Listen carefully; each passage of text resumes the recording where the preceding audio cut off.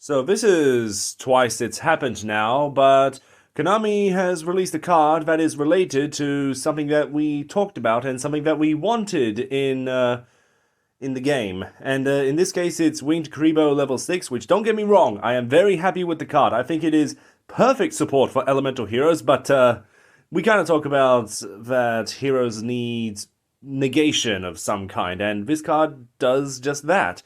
So I'm putting this in here at the start, so nobody questions me in the comments, but I didn't know because we recorded this video before the card was announced. But anyway, just want to throw that out there, and now please enjoy the video and let us know in the comments what other decks would you like to see support for. G'day mates, it's the Doctor here, and today I'm joined by my good friend Sam, who's appeared in a few of my videos in the past. How are you doing? Hello, I'm very well, thank you.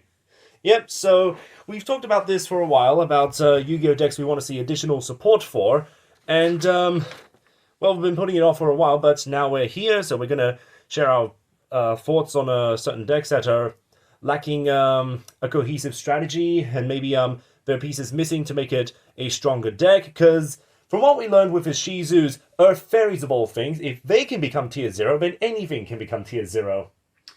Yeah, very much so. So, made a video similar to this with Grykin over retrains, and I decided to get someone else in to have their own perspective on the game to see what's lacking.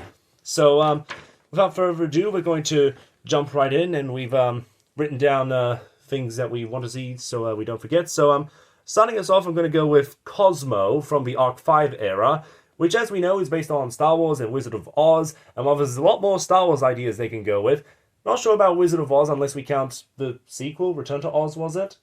Never saw that one. Is there a flying monkey, Cosmo? It's called Sword Troopers. Well, never mind then. They've mined Wizard of Oz for all of its content. I guess we just have to lean into the Star Wars. That may be it. You think with Star Wars it would be rich with cards, but not exactly. And that may be because someone had the weird idea, well, let's combine it with something else so we can avoid copyright, and we won't find ourselves in an Air Neo situation where we cannot print these cards again. Yeah, that would be a real shame.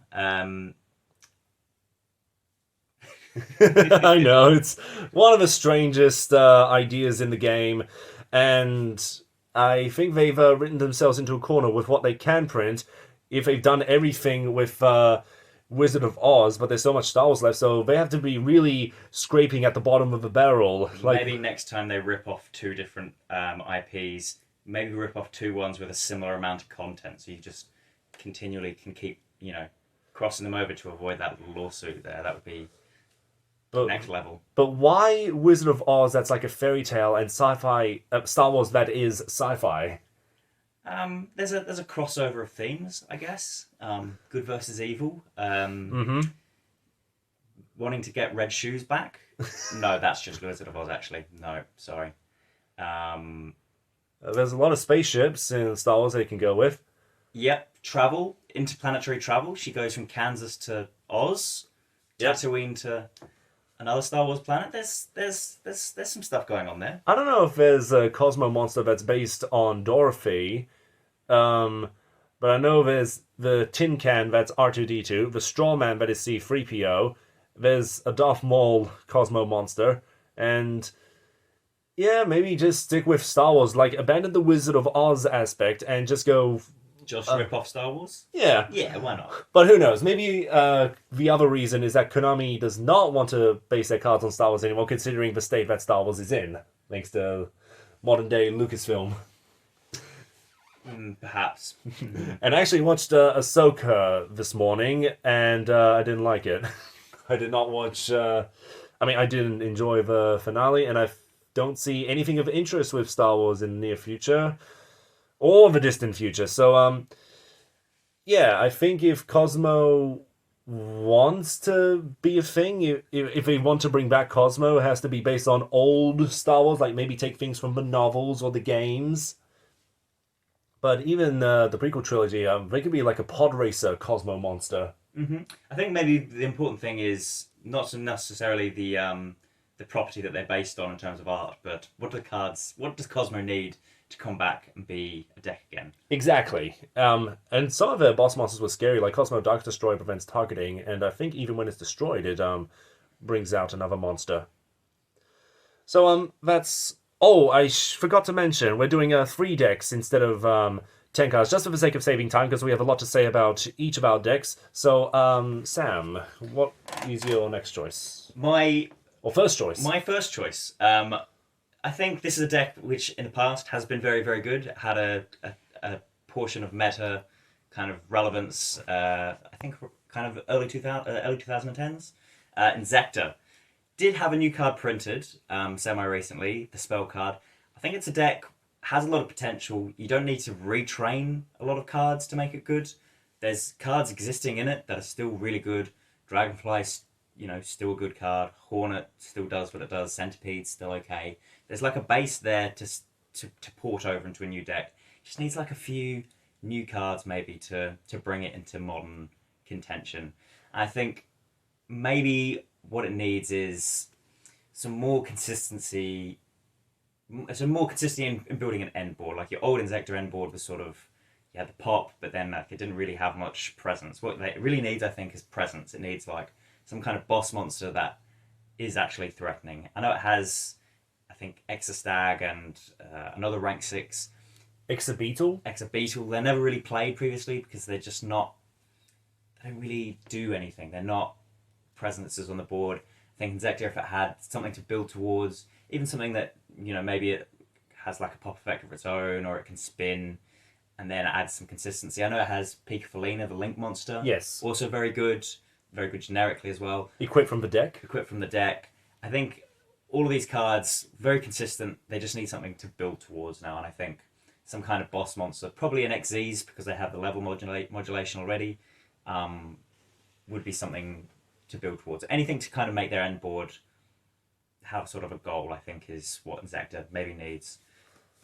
Yes, I think you said that very well, and I think what they could use is a field spell or some kind of continuous effect that prevents your opponent from responding to Inzektor effects, or maybe cannot activate effects except in insect cards, and there would need to be some kind of restriction to make them not too broken.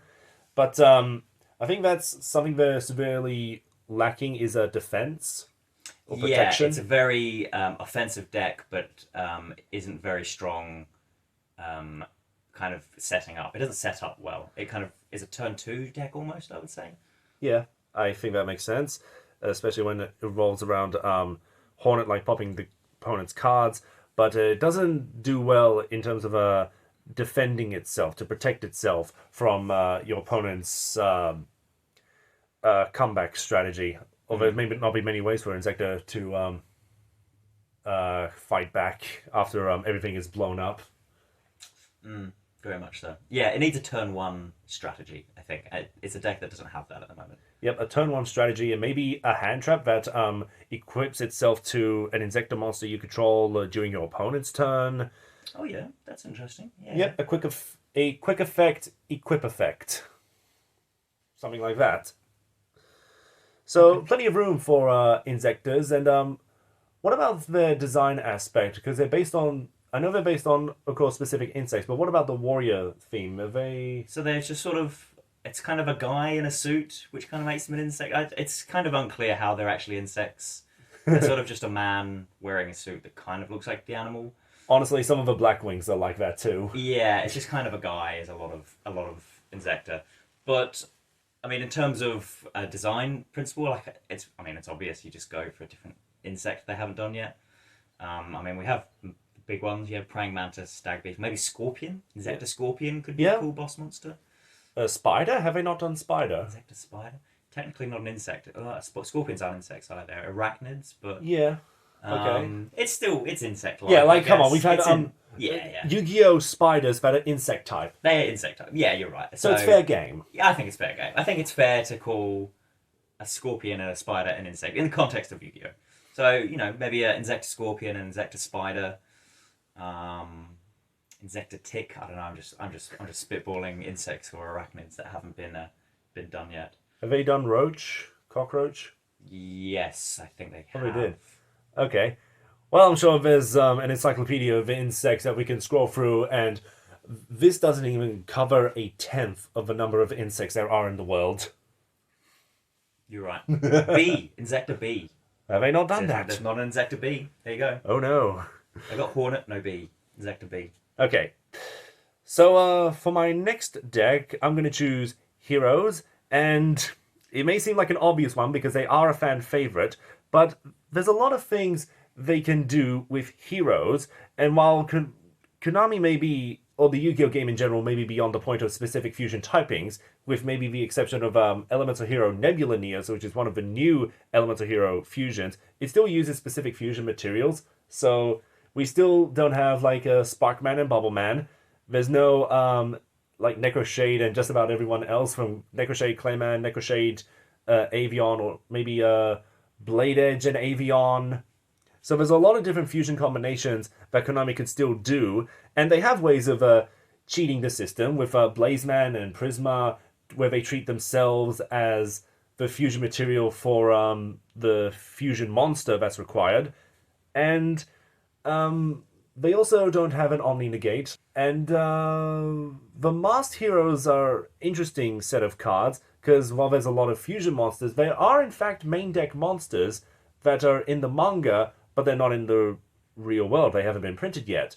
And with Stratos, Sam, did you know in the manga, its effect is you can halve this monster's attack and it can attack directly. That is nothing like the real world effect of Stratos. Well, thank God they made the real Stratos then. I know, That's but terrible.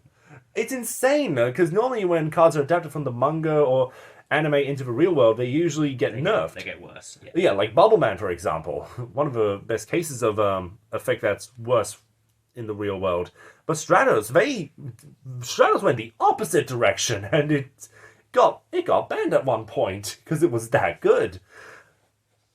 So a lot of room for hero support, and yes, I'm specifically talking about elemental heroes, but of course, Destiny heroes have had their time with Destroyer, Phoenix, Enforcer, and even if that card was mostly for other decks rather than Destiny hero, just the lineup of all the different heroes, the evil heroes, the vision heroes, and I talked about masked heroes. So I wonder what they will have in the future. And oh, there's the element soldiers, like a solid soldier, elemental hero, liquid soldier. You know those cards. I guess they're like retrains of some of the heroes. Like solid soldier would be Clayman. Liquid soldier is Bubbleman. There's Avion, Basinatrix, so Vortex Soldier or Flame Soldier or something a bit more creative that coincides with the respective attributes of the fusion monsters. And of course, they have effects when on summon, you maybe summon another hero, or when they're used with fusion material, then they get a special effect. So lots of room for hero cards. Is there anything you want to add? I guess the thing with the hero cards is they have had a lot of support in the past, but it all sort of just goes into this hero soup deck. Like I guess every hero kind of that is generic just goes into the hero soup deck. I guess what you want is to maybe go back to differentiating them and having the vision heroes, the evil heroes. Yeah, Give each one more of a personality of their own instead of all kind of just going into the hero swap that is the deck right that is now. true. And I think maybe Stratos was the first that started this, that specifically mentions hero instead of elemental hero. Yeah, the specific type of hero, yeah. Yeah, so there's the main deck masked heroes, there's the different soldiers they can do, there's the other fusion combinations they can do.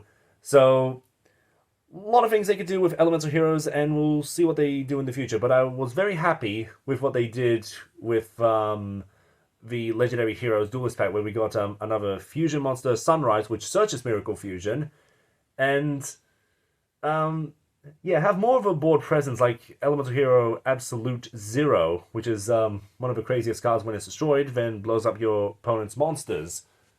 And I think Elemental Hero Escaradio and Masked Hero Goka have the same effect, where they gain 100 attack points for each hero in the graveyard, which is garbage. because they need better destruction effects, better protection effects, and maybe more banishing effects in the graveyard like Necroshade, because a lot of cards these days do things in the graveyard. Oh, like a double effect. Yeah. Yeah, double effects. That you can banish this card from your graveyard to protect a monster, or you can banish this card to special summon a monster. Banish this card from your graveyard and add a card. Yep. So that's my number 2, and your number 2, Sam. My number 2. We've gone from some very well-known, well-represented, well-loved decks, and I'm going completely to the other end. The obscure, the hated, the much maligned. This deck had a little moment on Duel Links, if anyone's played that game, but even then it was very, very limited. I have this whole deck in its entirety. Trimid. It came out almost exclusively in the Dark Illusion, I think, and then it just had one random card printed as support semi-recently.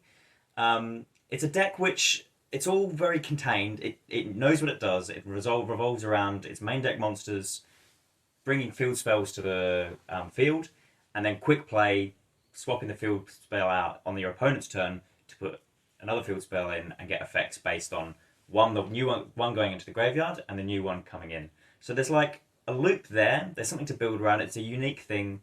The only problem is they're bad. They're really bad. The main problem is that they're just bad and they don't work really. And I think the main problem with it is, one, you have to fill half of your deck with field spells. There's 3 different field spells.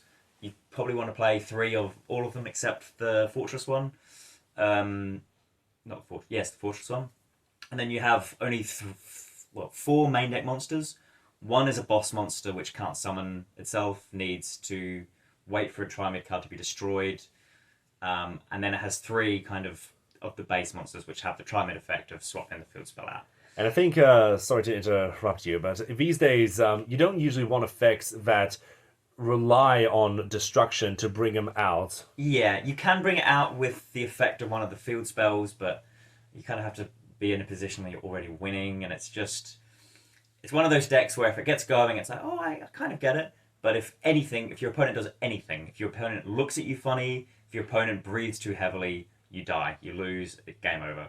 It's the old saying, you give him an inch, they'll take a mile. Yeah, except in this case, it's bad. So I think what they need is more main deck monsters, because they have just the 3. Guardian gives you an extra normal. Master can pop a card by sending one of your Trimid cards to the grave. And then they have Dancer, which is barely worth talking about. It boosts attack permanently, but just realistically not good enough in modern Yu-Gi-Oh! So I think it needs another card with the generic changing a field spell out. I think that's the gimmick of the deck, so that's what you need to stay true to. But you need something that maybe gives a bit more pressure to the deck. I guess it's kind of a low to the ground, kind of going wide deck. So if to continue in that vein, it needs a main deck monster it needs maybe a searcher from the main deck. Monster that can search a Trimid card, a Trimid monster, and then I don't know, maybe some kind of extra deck monster. It's a deck which has barely any special summoning, but perhaps an extra deck monster could give it maybe a link monster, because it's kind of got inconsistent levels. Doesn't swarm the field much, do they? I mean, there's the one with the additional normal summon. Swarm is a grandiose term for summoning 2 monsters, but in a sense, yeah, swarm. Yeah, I think it needs maybe a link that could then maybe reborn a Trimid or something like that. Just something to give it a bit more pressure, because at the moment, its problem is it gets 2 monsters on the field, it swaps out the field spell and goes, ooh, I might summon Trimid Sphinx. Wouldn't that be scary? And then you do, and then they go, oh, well, I'll get rid of it in a million different ways, and then you're screwed. So maybe a link monster that gives it a bit more ability to bounce back or survive interaction, and then maybe something to give it a bit more power to help it get it over the top. Maybe something that can pop a bit more freely, because even the Trimid Master's effect is pretty limited. Like, you send 1 card, but at the cost of your Trimid monster, which is already so hard for you to get to the board. So maybe something that can pop with a little bit less restriction. I don't think it's really too much to ask for a deck that otherwise loses any matchup. It really goes into. Question about Sphinx: does it have to be summoned when your opponent destroys a tree mid, or can you destroy a tree mid?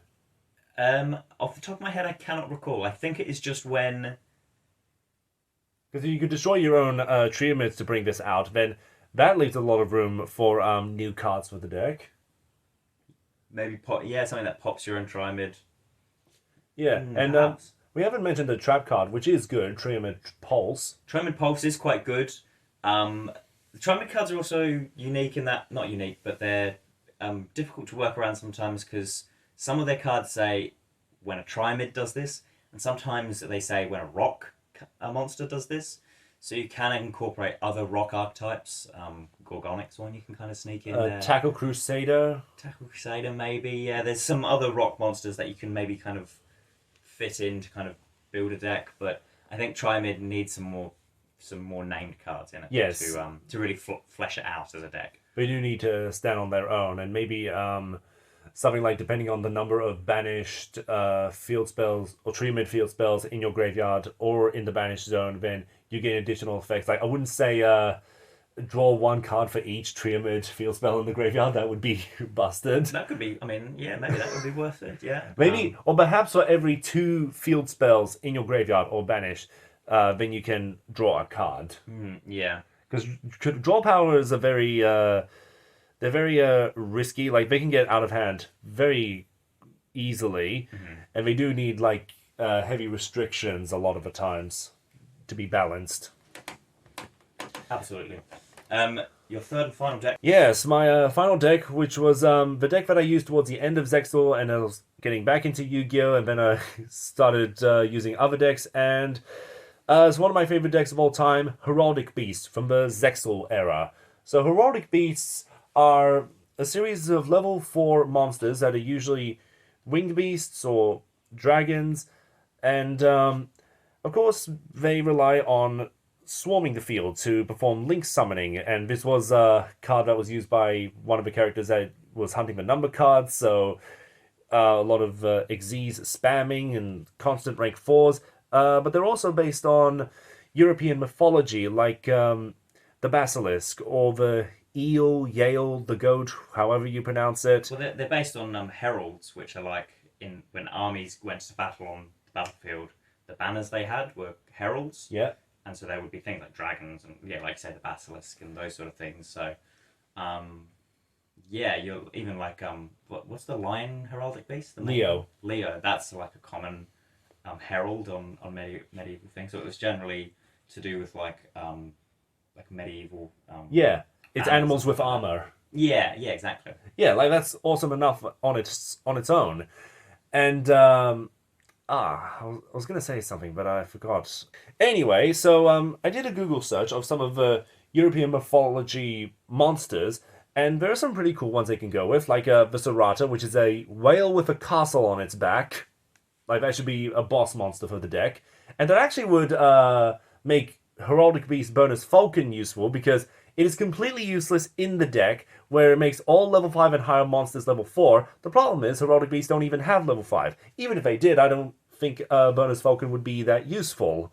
But something like Serata, which would be a boss monster, would find its place alongside bonus Falcon. There's also Killer Snail, which would be Death Snail for Yu-Gi-Oh! Of course, Death. Yes. I'm not sure where the word death comes from, but I know that's the funny way of saying death.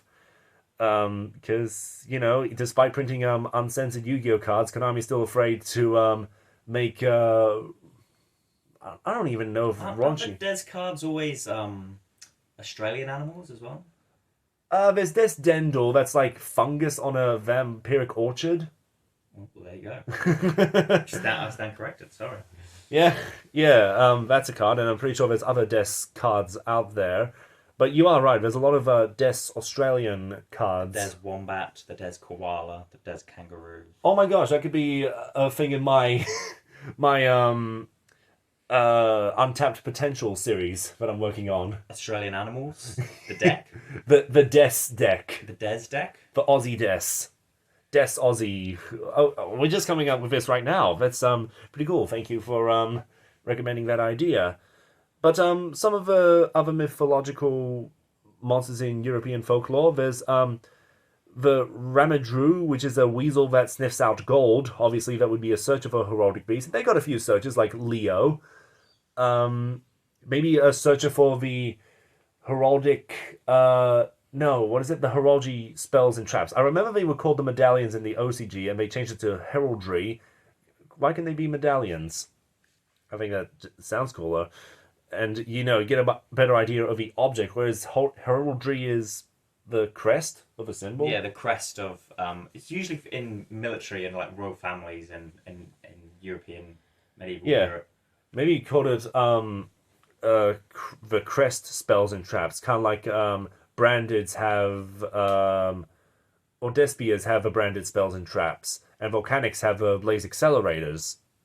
But it is what it is, and I'll mention two more, then talk more about the Xyz monsters for the heraldic beasts. So there's a Quinator, which is a bull with 5 horns and a mermaid's lower half.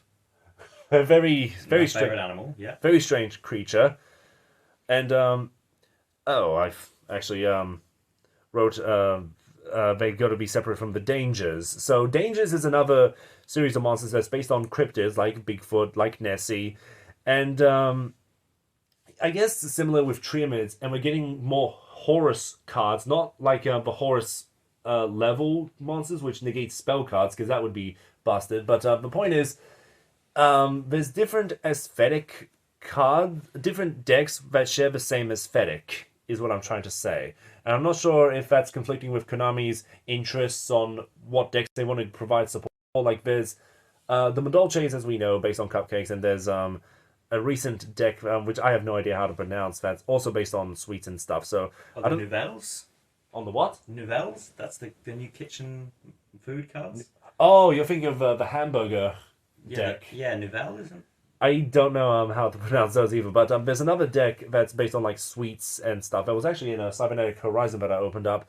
But yes, I don't know if these decks that share the same themes conflict with Konami's interest for those old decks they want to provide support for. Like, I think Dangers have had their day, and we haven't had a new one in a while either, but they could do more with Heraldic Beasts. There was a random spell card of Charge of a Heraldry.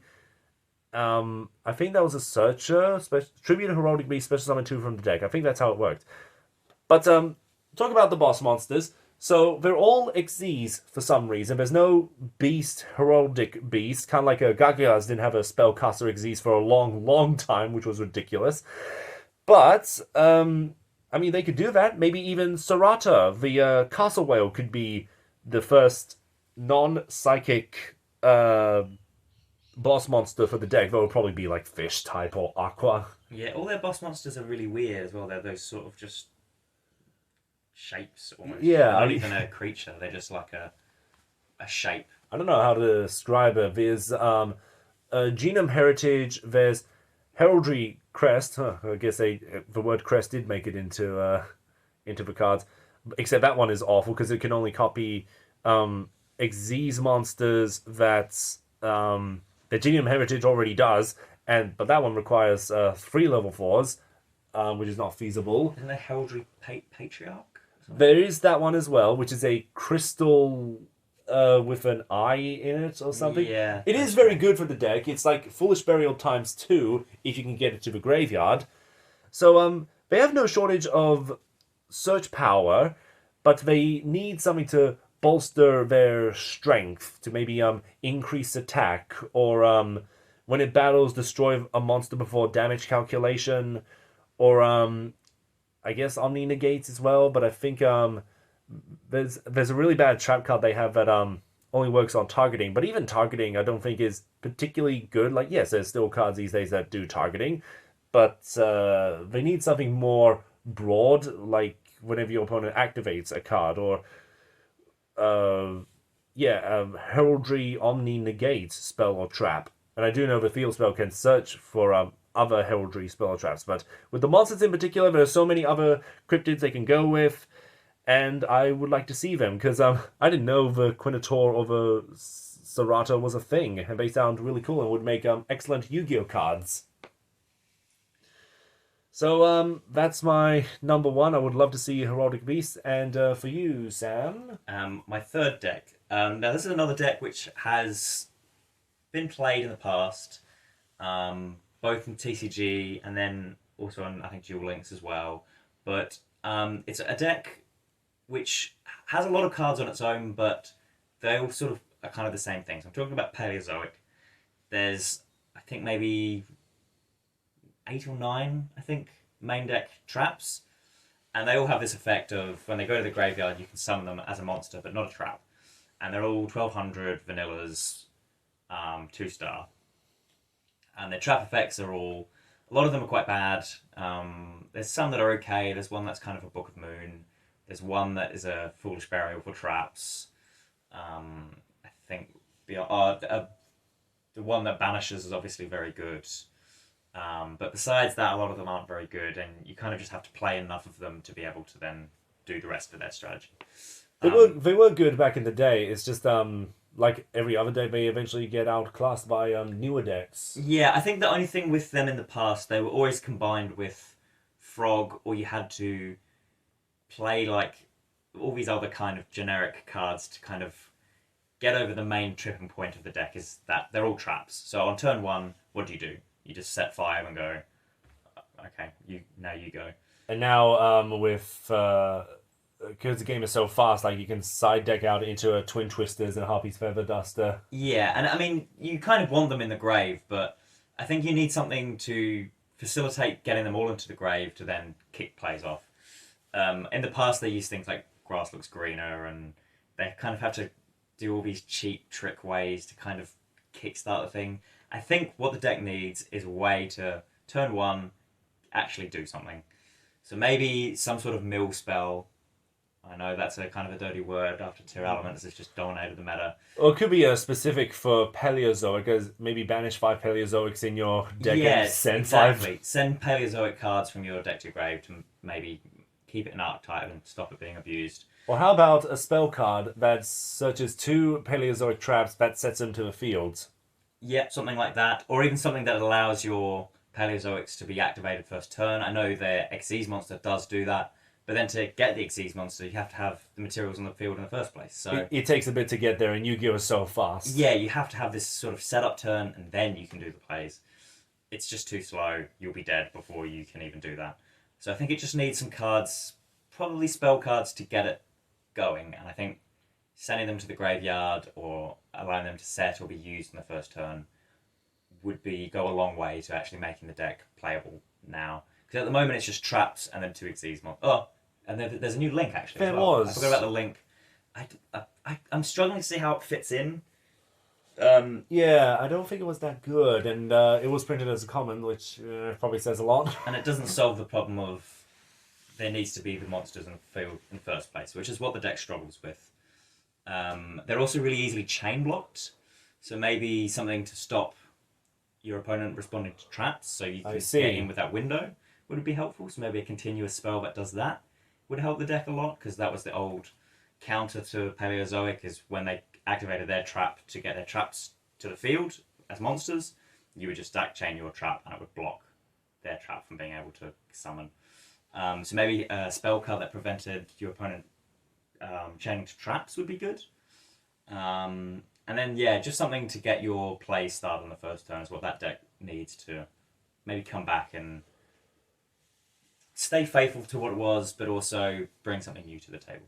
I don't know if they can have a hand trap, because usually hand traps are monsters, but then again, there was Infinity and Permanence, so I don't know if they can be like a hand trap card of Paleozoics. Yeah, well, I mean, the monster sort of turns all their cards into hand traps in a way, but... Yeah, but as we established with the monsters, you've got to set them up first, and because they're trap cards, got to get them to activate, then get them to the graveyard first, then you got to activate another Paleozoic card to bring them back to the field, and sadly that's a bit too much of a setup, and I think yeah, as time has gone on, it's become very outdated, sadly. Absolutely. Yeah.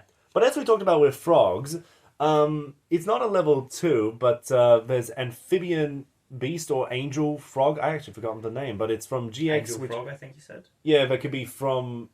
It could be in Animation Chronicle, and I don't know if that would help out Paleozoic specifically, but that's a card that could be in Animation Chronicle next year, which does in fact blow up the field if you tribute summon this card by tributing 3 frog monsters.